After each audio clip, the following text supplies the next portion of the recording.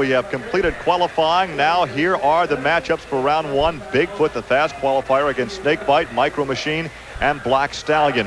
Then it's the third fast qualifier, Carolina Crusher and Clydesdale. Nightmare will match up against Bad Medicine. And also in round one, No Problem against King Crunch. And Taurus will line up against Nightlife. And there is Andy Brass, Bigfoot 8 out of St. Louis, Missouri. And he, as the fast qualifier, will take on his old nemesis out of Colorado. There is Colt Cobra in Snakebite. Gary, everybody that knows the story knows that the only reason Colt Cobra became involved in monster truck racing was to beat Bigfoot. In order to beat Bigfoot, you got to qualify hard. This is the qualifying shot earlier this afternoon. Check it out.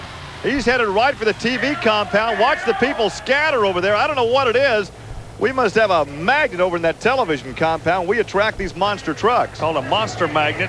Here, have to be. You hold it. I'm going to the other end. A problem with upset. Bigfoot. A problem with Andy Brass, and Snakebite will advance to round two. Boy, Snakebite will advance, but look at Andy Brass. You don't see that very often. Colt Cobra has got to be tickled to death. He's been bragging about beating that blue truck forever. No matter what. But it took a mechanical problem to defeat him, though. That doesn't count. You win, you win. You lose, you lose. He won. And there is the hex of Snakebite. As Bigfoot towed away, here's Andy Brass. Well, Andy, I know you're not a superstitious driver. This guy said he put a hex on you. You didn't make it over the first jump. What happened? Well, the best thing we can figure out is we lost oil pressure, so I figured my pump locked up, and we sheared the distributor off because we don't have any fire in the motor at all. So that's the best thing I can figure right now. Ready for round one competition. And next pairing, John Breen, the Micro Machine. And here is the Black Stallion with Mike Batters. Mike's a new kid on the block in the sport. John Breen's probably been around. He and Methuselah used to go four-wheeling together years ago, but Breen's been around a long time. Let's see what this kid can do. Hey, look at here. The kid in the Black Stallion's okay because Breen has a problem. Now, once again, we have seen two drivers advance because of mechanical woes to the other competition. And both problems have come out of the same lane. One, the right lane. Yeah, but Gary, you got to give credit where credit's due. The kid was called to the line. He went to the line. The light went green. He went to the other end, and he will be going to the next round. And he also has made his way over to talk with you, Army Armstrong. Here's the Black Stallion. Well, Gary, we're standing with a young man that's trying to get his rookie stripes in, Mike Vodder, driver of the Black Stallion. And Mike, an awfully good run while ago against the Micro Machine. Thank you very much, Army. The tracks feels real good, and we're still playing with the gearing and the transfer case. Everything looks good for the next round. You're basically going through a real good learning curve right now. Yeah, we did a lot of indoor shows in my previous years. Over one set of cars. This is an all-new ball game. We're reaching a lot higher speeds, and we're getting a lot higher altitude in the truck. Well, you're in the next round. We'll see you there. Thanks a lot, Army. Experience in the cockpit. The only way to get it is to go out there and run after run after run. And here is the new paint job for Bennett Clark, the Clydesdale, the Valvoline Clydesdale this season, going against the Carolina Crusher with Gary Porter, a pair of Chevrolets. Well, Gary, what can you say about these two guys? They're like two old street fighters. They've been here before. The Valvoline sponsor Clydesdale, Bennett Clark, he's just coming back on the tour. He hasn't quite got it figured out. On the other lane, Gary Porter looks to be leading a life of charm right now. Did you see the second set of cars, the way Gary found the air? Watch again. Now watch Gary go over the second set of cars through what we call no man's land. Right. Now watch this jump right here. Smooth. That is textbook. It's like landing a 747, yeah.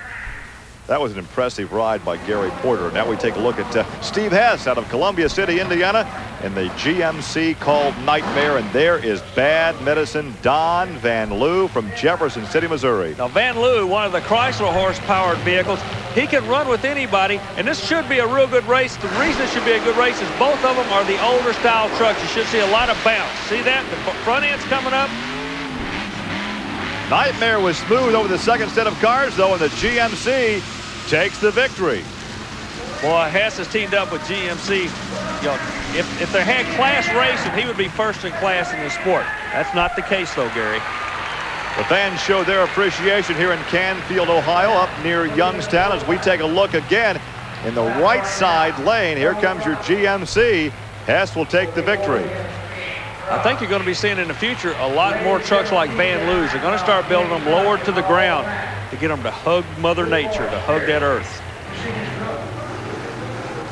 Well, here's a look at John Moore out of Lafayette, Tennessee, in a short wheelbase. Another strategy or theory in monster truck racing alongside Scott Stevens in the Auto Value King Crush. So we have a, well, actually that's supposed to be a Chevrolet. I was going to ask you what kind of body style that's a Chevrolet against a Ford product. Now, this was yesterday. Scott Stevens has had a black cloud hanging over his head. Look at this. Once again, sky, ground, and he's upside down again. And Canfield all over his head now when he landed on his head here. But you're going to race, you got to race. Tear off the sheet metal, in this case fiberglass. The truck is in good condition, and here is Scott Stevens, the far lane, the left lane, lane 2, and it looks like whoa, John Moore. Stevens by a fender, if he had a fender. Yeah. Oh, he's still trying to shut it down. The throttle may have hung a little bit. No, I think he's just happy. He is. He's just happy that he's not on his head. Well, let's watch him run again. John Moore almost nipped him right at the finish line. Yeah, John Moore almost caught him in the air. Watch the launch here. John just needed a longer wheelbase, and it had been a tie. I guarantee you. Well, here is Wayne Smozanik in the Jupiter, Florida truck they call Nightlife. Actually, that truck was built by Dave Wyzorek out of Nebraska. He takes on Jack Willman Sr. out of Granite City, Illinois in the Taurus Chevrolet. Willman's another driver that's been around forever. The gentleman in the far lane, Wayne, he's a new driver in this sport car, so he knows what it's going to take to win. The starting line. Willman seems to be, yes, horsepowered him on the big end. Now, Willman had the advantage there out of brute strength from under the hood. As the Taurus truck will advance to round 2, we look again.